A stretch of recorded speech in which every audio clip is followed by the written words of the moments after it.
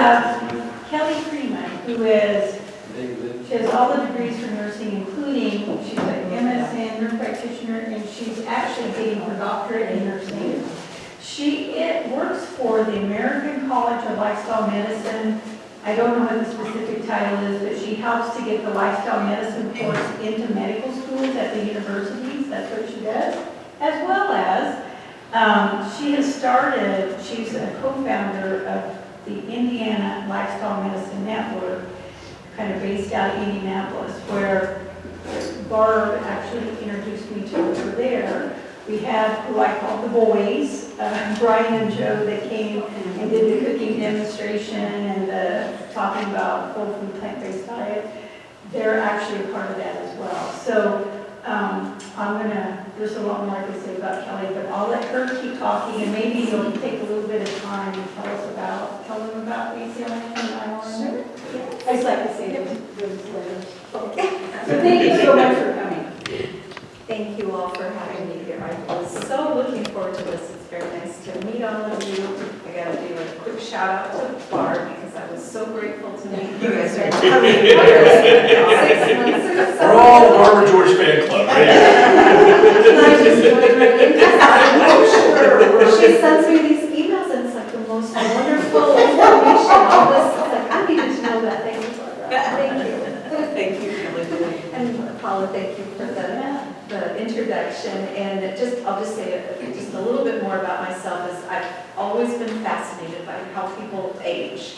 And that's been since I was a little girl in rural Nebraska. I had a lot of older relatives, a lot of them. And it's like, well, why is it that some age very well and others not, and how much of it is luck, and is it my genes, and which direction am I going to go? And so I kind of always just studied that and looked towards what gives us the best chance of thriving as we get older. So that's what we're going to talk about this evening, and a little more specifically about the brain, just because that's an important part of our body. So I thought we might as well focus on that. So here we go. We're going to talk about the brain. And here's what the CDC says. And this, I don't know, I think that kind of fizzled out, but that's okay. Oh, do we still have mic, or let's see, I did drop the There we one. go. Testing? Is that better? Okay. So when I was early in my career, I was taught that so much of aging is just natural, and disease goes along with aging, including losing your cognition, not having as good a memory, that kind of thing. But more and more we know that that's not always the case, and there's way more to it than that. It's quite complex. Genes play a part of it, but not that large a part, not as large as we used to think. So that's really good. That's encouraging. And the CDC feels very comfortable to say that at least 40% of dementia can be prevented or at least delayed. So, when you think about it, that's a pretty decent number. That's encouraging. That's exciting. So we're going to talk about some of the research that goes along with that.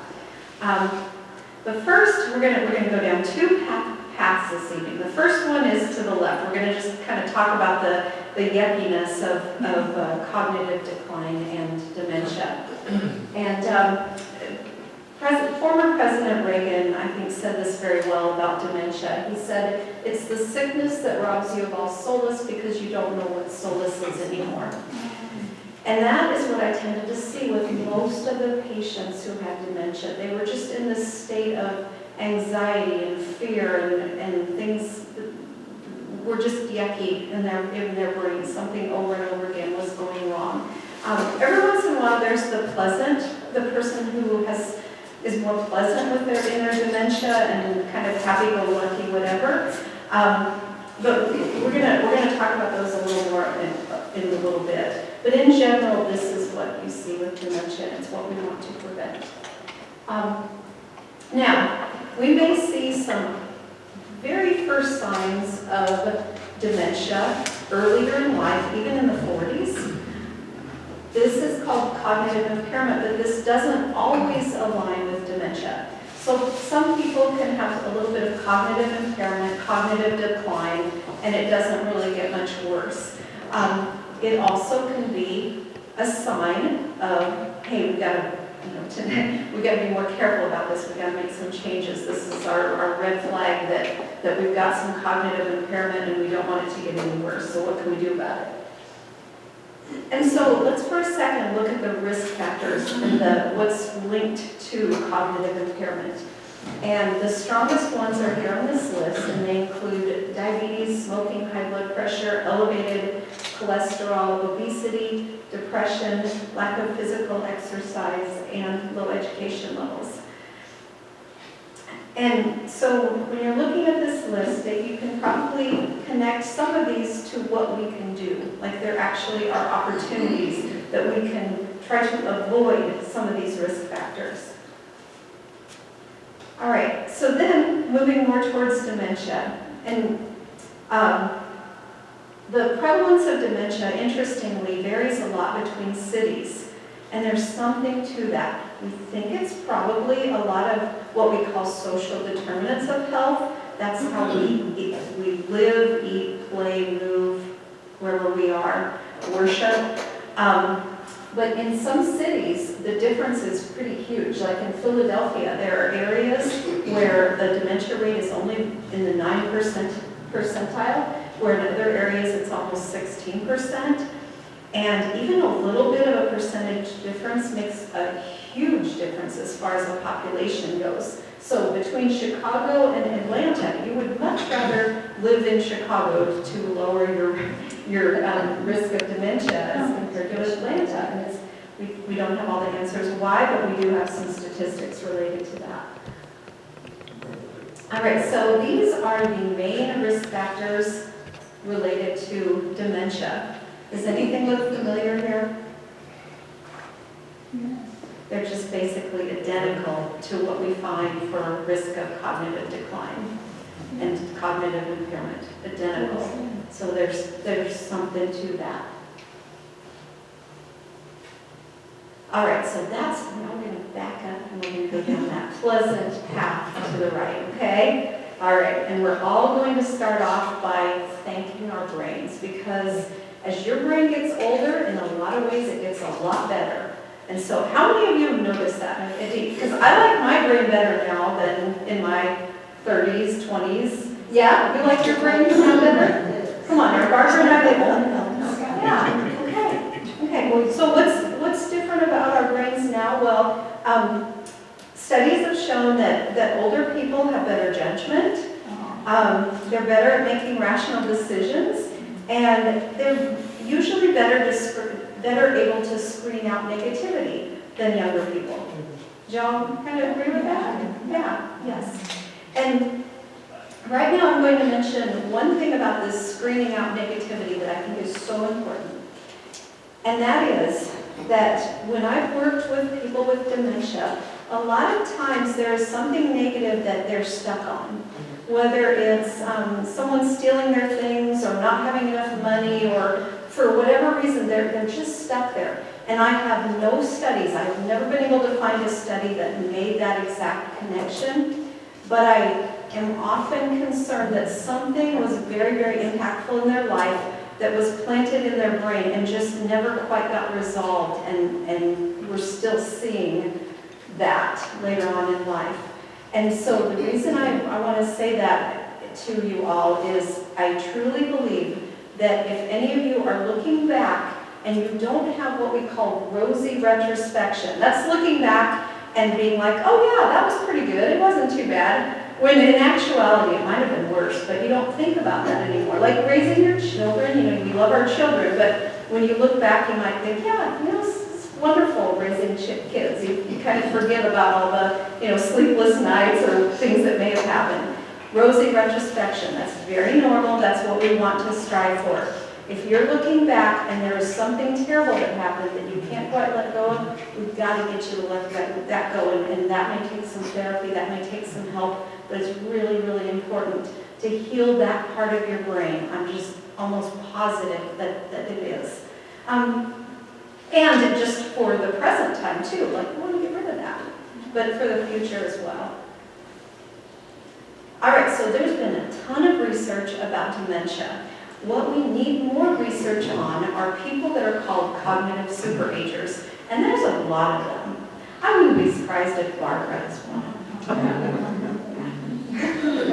So That's because your memory goes, you know, your eyesight kind of goes as you get older, so you get mirrors, but a lot of memory kind of goes, and things just aren't as important. I speak this from aged person, you know, but things just don't have the same weight of importance. Now, it could be cognitive impairment for all I know, yeah. I don't know how you would tell that. well, so cognitive superagers are people that get into their, 70s, 80s, 90s, and they're still just as sharp as they were when they were younger. And there has been some research done on them, and so I can tell you a couple of things about these people that makes them special. And so basically there's a structural difference in their brain in that it is still very full. They've got large brains, and just in general, as we age, our brains shrink a little bit. For people who have dementia, their brains shrink a lot. So there's something to having that volume of brain. They also tend to have advanced education, but I don't want that to sway anyone into not continuing your education wherever it is, because even if we didn't get the opportunity to learn when we were younger in a formal setting the way maybe we would have wanted to, we can continue to learn throughout our lives, and that's what's important. Keep learning. Learn new things all the time. They also tend to have very solid social connections. So, and we'll talk about that a little more as well, but that's something that they noticed about superagers. So that's what we all want to strive for. We don't just want to strive for not having dementia, but let's all strive for what can we do to be cognitive superagers. How can we keep learning and doing all the stuff that's as healthy for our brain as possible? All right, so now we're going to do something fun, okay? So I want you to go back in time, go back to a file in your brain, whatever year you want it to be, and pull out something that you possessed as a child or a younger adult that was a favorite of yours, something you thought was really cool. So anyone want to name what that object is? My little record player. My little riser. Okay. Yeah. So you could move from here to there. Just carry it with you. Yeah. Yes. Okay. All right. First thing that came to my mind was a pogo stick. I love to jump on the pogo stick. I need to. A pogo stick. That's so much fun. Okay, so you get to move on a pogo stick. Any others? So can we our dog. Okay. Okay. That doesn't count for this exercise, but I love dogs too and cats. Okay, I like my easy bake. Easy bake oven. Okay. That's Okay. All right. Wonderful. So, I mean, just think for a minute how cool that is that quickly we can all go back into our minds and think about something that was important to us when we were younger. And since I'm up on stage, I got to tell you what was important to me. Okay. So just 3 quick objects. But the first one was when I was in late grade school, I got a tape recorder. Do you remember getting your tape? Yes, yes. And you could press the orange button, and I could record. Casey was top 40. I was so excited. And I had to keep my brother from saying anything, otherwise you'd hear that on the tape. So what was really neat about this, and how I can apply it to our brains, is that I could replay those songs. And we all can replay songs, right? And we've got people in here that are singing, and they can, yeah, we can do that. So if I told y'all right now, let's sing Row, Row, Row Your Boat, I'm not going to make you do it. But we all could, right? Just like that recorder. Okay, so fast forward a few years, and I got a Tandy TRS-80. My brother and I saved some money. It connected to that tape recorder, and for those of you who are younger, you're not going to believe this, but back then we used to be able to use cassette tapes to store what was on the computer, and it didn't work. It did not work. That's what we were supposed to do. It was so slow. It was so slow, and if there was a little static electricity, it was all gone. You could program stuff. But anyway, let's just for a second compare this TRS-80 computer, Radio Shack, to our brains. We can play games, right? This computer could play games. Okay, simple games. We can play a little more complicated games. It could save files, it could calculate, so it could add, subtract, divide, whatever. All right, so one more object.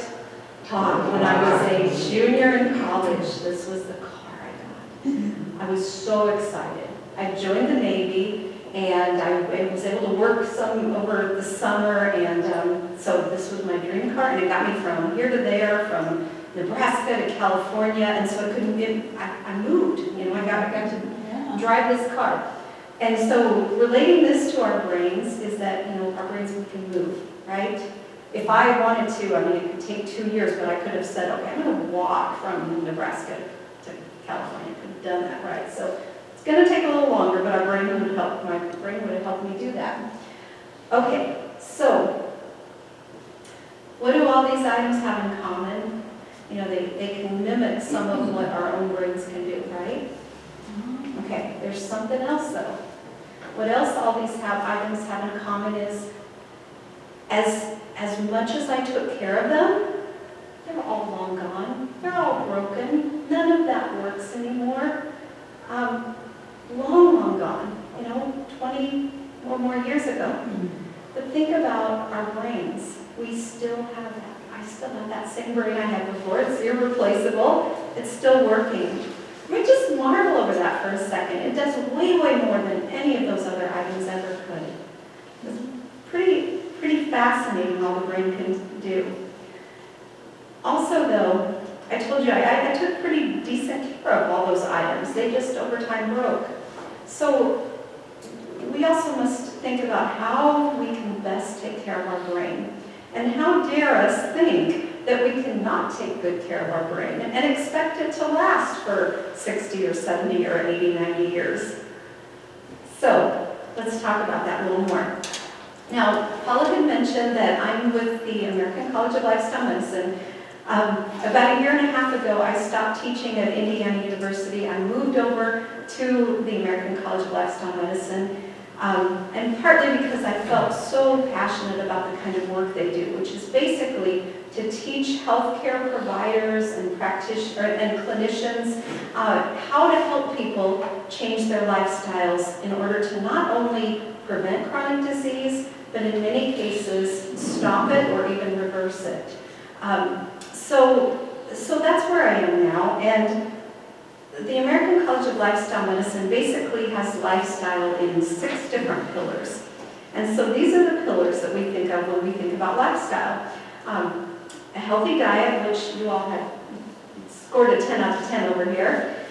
Restorative sleep, physical activity, avoidance of risky substances, stress management, and then positive social connections. So those are the different interventions when they're used either by themselves or together can be incredibly powerful.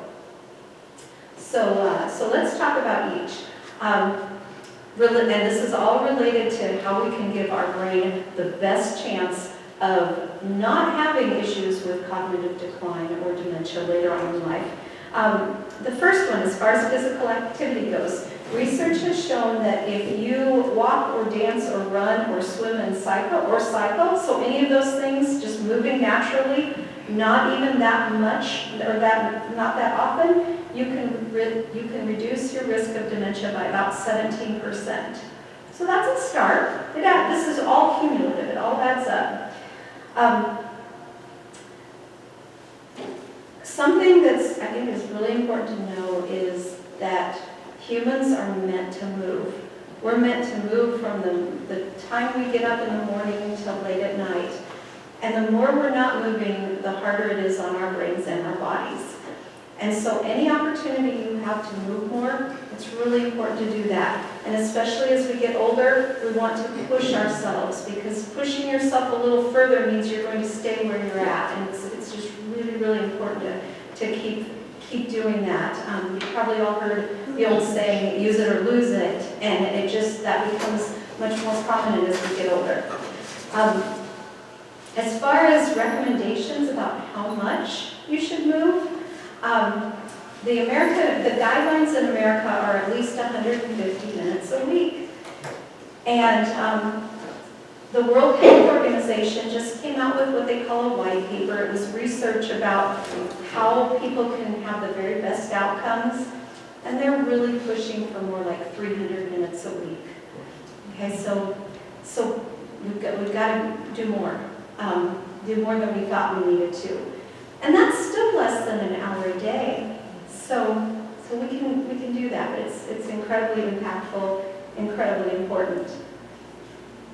All right, so next, the second pillar is food, nutrition, dietary choices, eat well. And the example over there was absolutely perfect.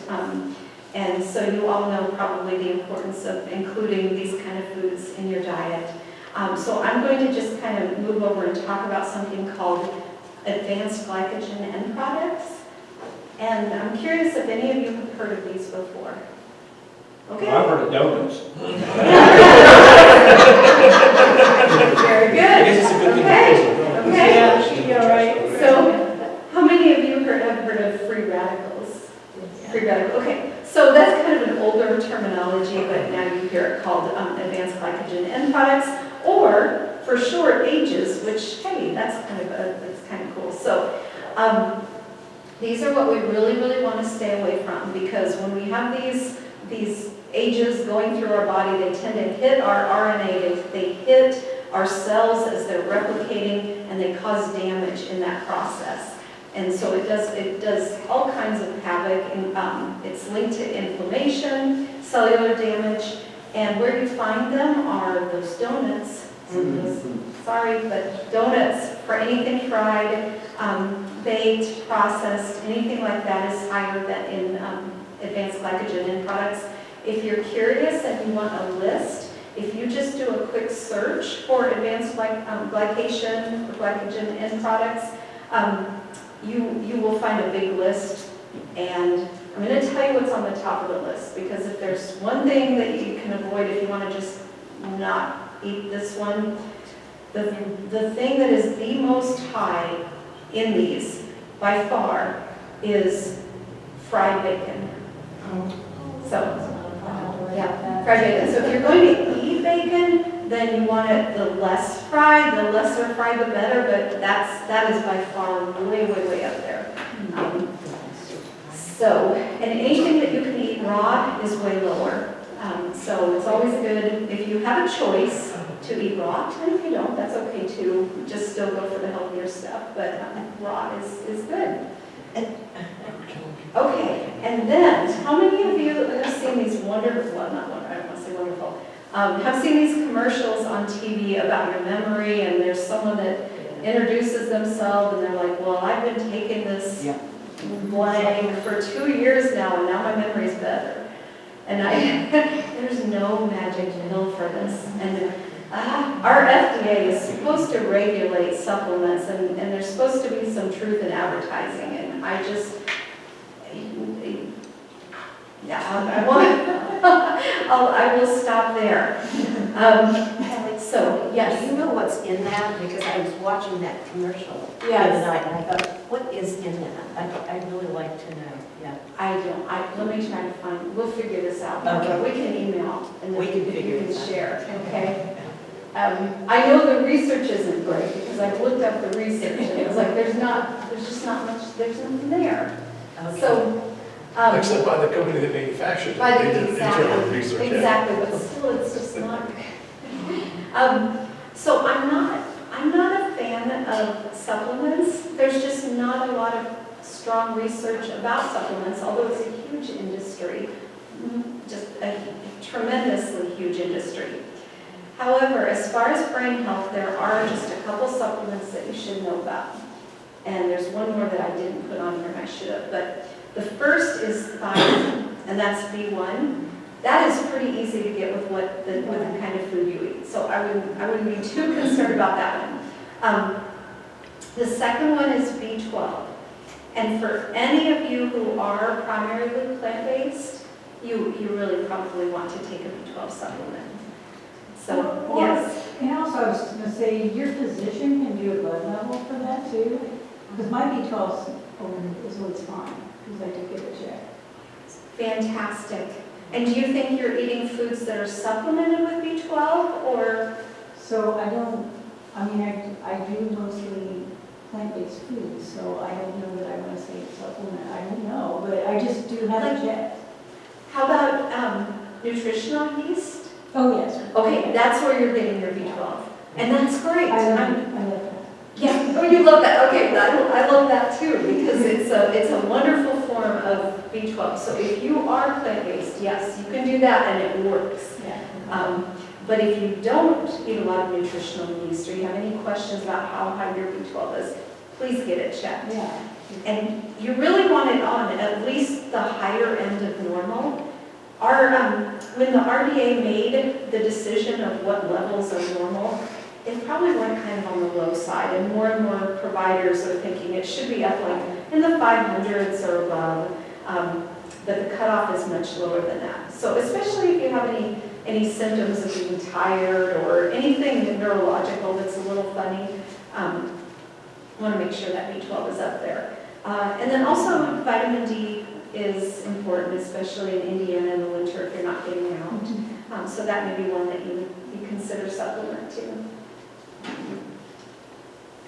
Okay, and then we're going to move on to the next pillar, which is sleep. And so there's something called sleep hygiene, which is just basically like how we can get the best sleep possible. And you probably have ideas what helps you sleep better, but these are just some suggestions if any of this might be helpful. And something that's come out in the research just in like the last 5 or 10 years that I think is so fascinating is that we have a lymphatic system. You've all heard of your lymphatic system. So we think of it more with our lymph nodes and in our body, but actually our lymphatic system is in our brain as well.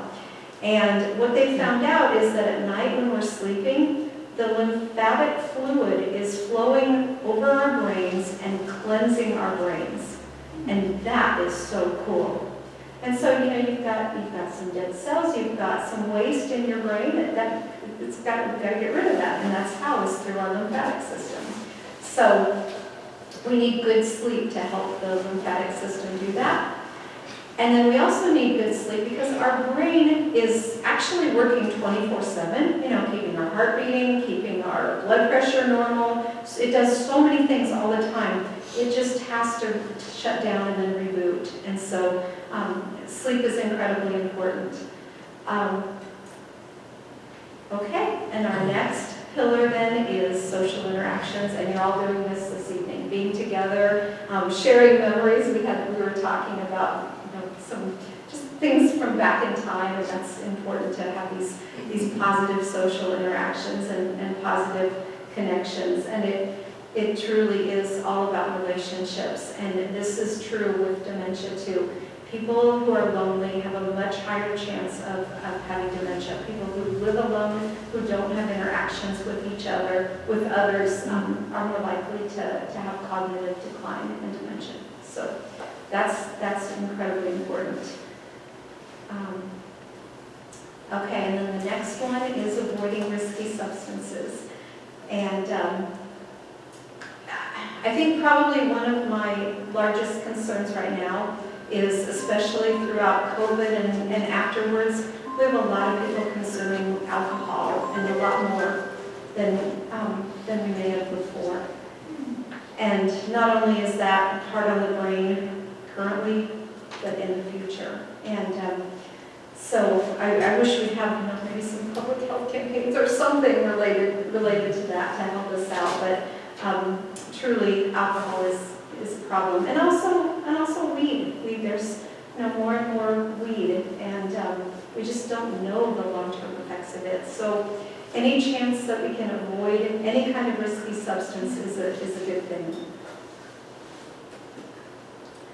All right, and then stress. So how many of you have no stress? Look at you. If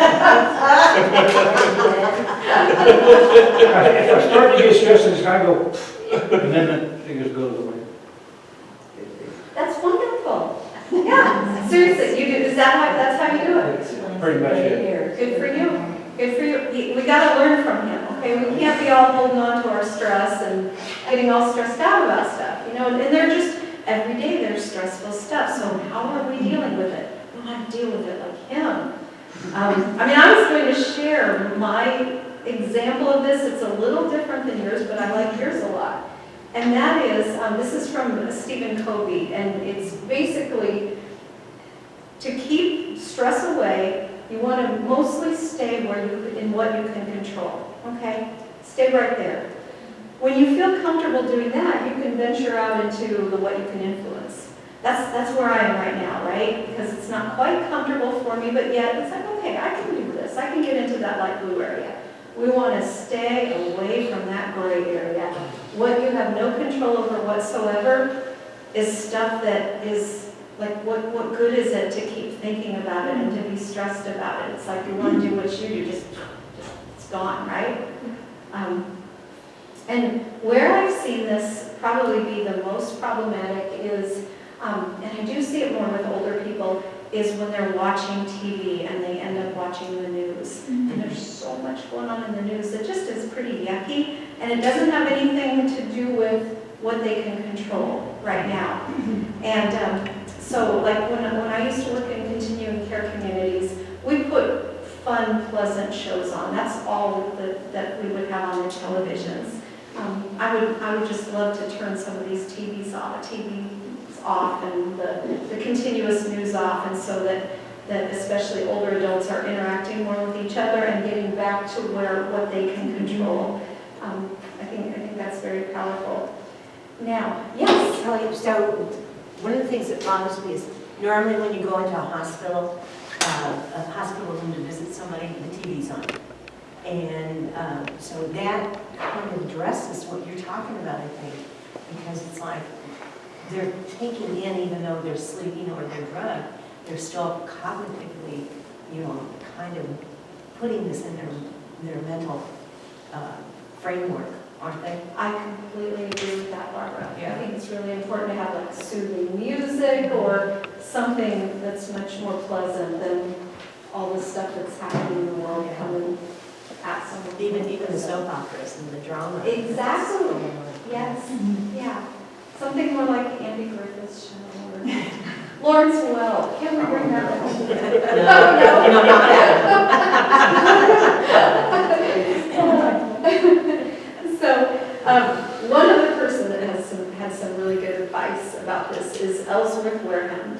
And unfortunately, he's passed away, but he was 104 when he did die. So, if you want to listen to his interview, which I highly encourage, if you look up his name and then look up Sanjay Gupta or maybe even CNN, you'll be able to come up with the clip. But he's hopefully plant-based and lived to be 104. And what his secret was as far as stress is he said you do the best you can, and what you can't do, don't give any thought to.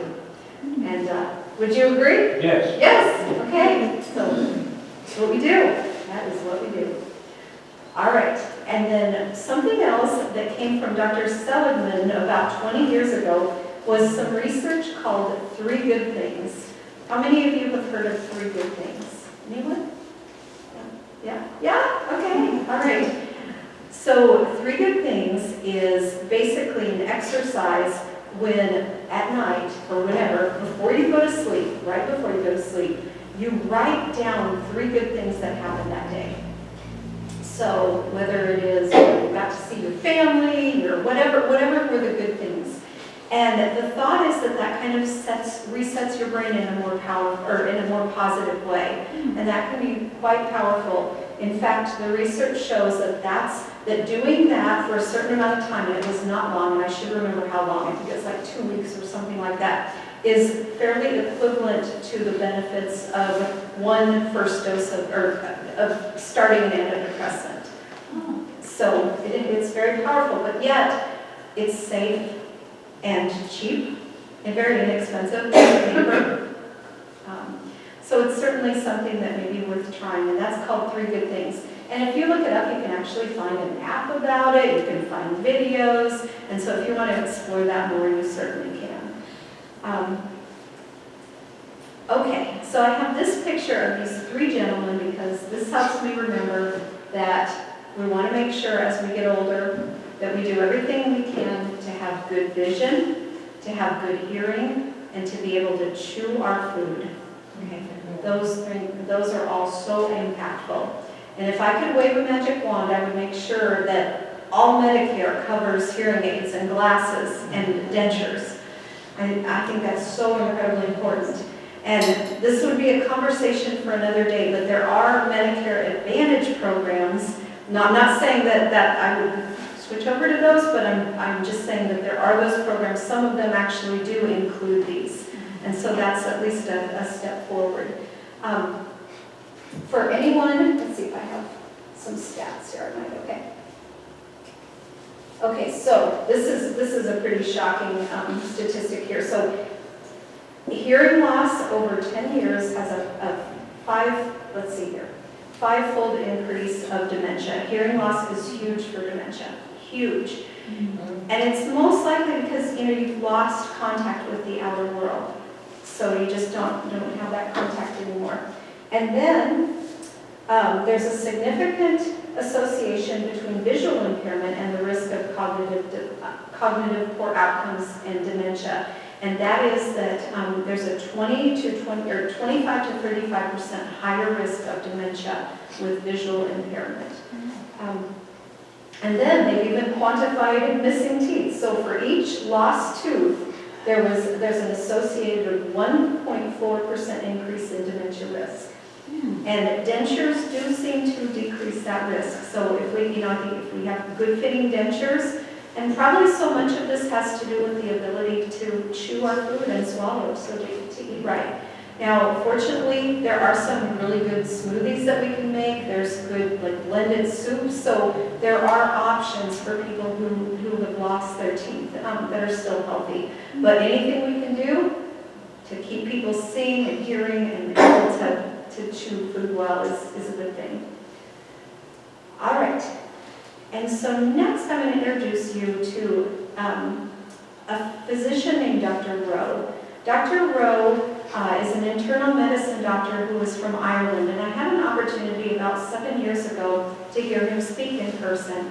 And he really spurred my interest in this topic.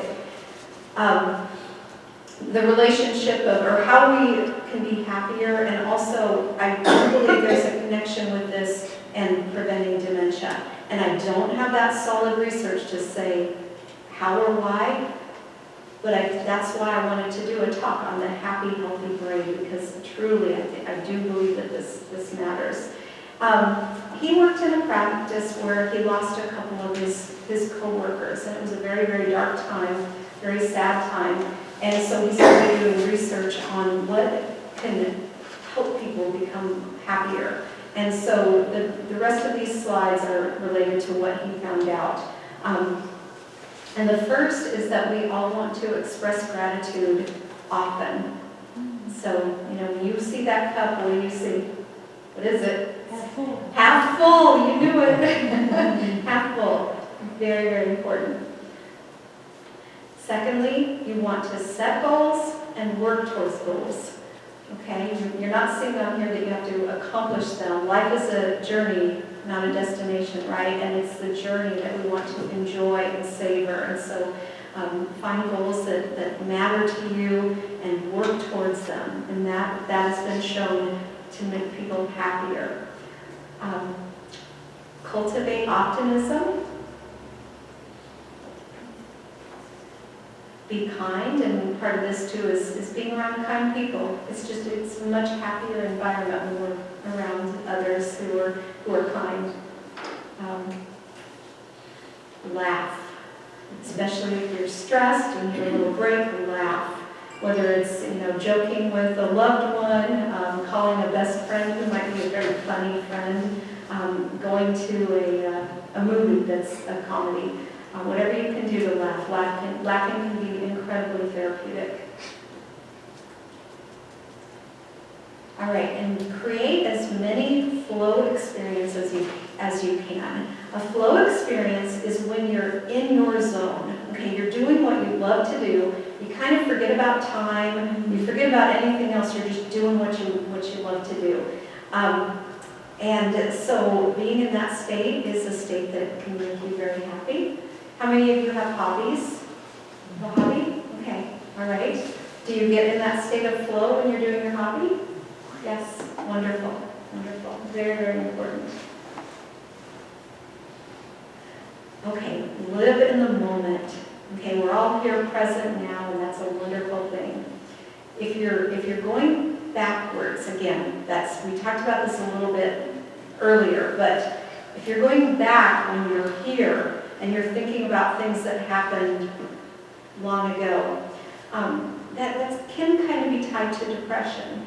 Okay, you're stuck back there. You want to stay in the present.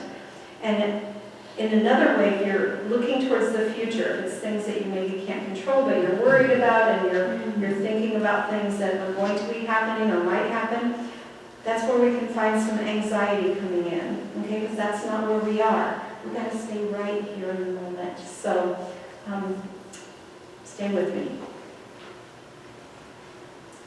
And while this seems way easier said than done, choose happiness. Think of time, be happy. Celebrate, enjoy, savor. All very important for our brains. Blue and green should often be seen. Okay, whether it's going to a beach, a lake, being out in nature, going to a park, whatever makes you happy, whatever kind of nature just fills you up and makes you happy. Make sure you try to get to your happy place as often as possible. Right. Okay, so that is mostly what I wanted to share about a happy, healthy brain. I am going to share just a little more, if you don't mind, Paula, about the organizations. Okay, so back to the American College of Lifestyle Medicine. Our website is lifestylemedicine.org. And we have tons of resources there. You don't even have to be a member to get to lots of our resources. So feel free to get on our webpage and go up to resources and click explore. We have webinars every month that you can sign up for. Those are complimentary. You don't have to be a member if that interests you. And we also have something that we are doing now. Let me back up. Last year, we were a part of a conference that was put on by the White House. It was the White House Conference on Hunger, Nutrition, and Health. And so we pledged that we would give away a whole bunch of our courses. And so we ended up saying that we would commit to 100,000 courses for healthcare providers, clinicians, really anyone who can use this type of information. We've upped that a bit, and so we're going to just continue to give away these courses.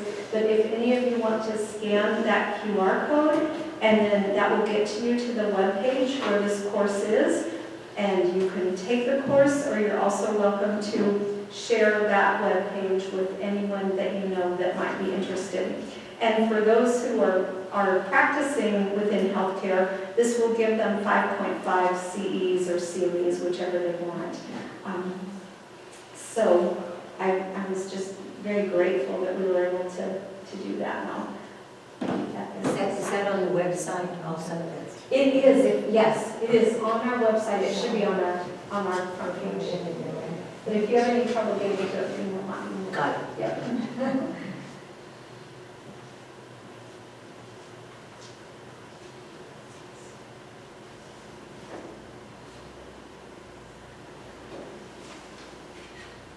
And so then let me think here, 5 years ago, a group of lifestyle medicine physicians, providers in the Indianapolis area decided that we really wanted to get out and talk to the public and get information about lifestyle medicine out.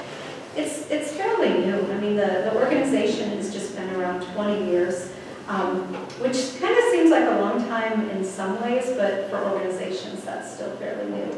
And so we started doing events, and so normally about every quarter, we would get together at the Indianapolis Public Library, show a film, and then have a panel and discuss lifestyle medicine.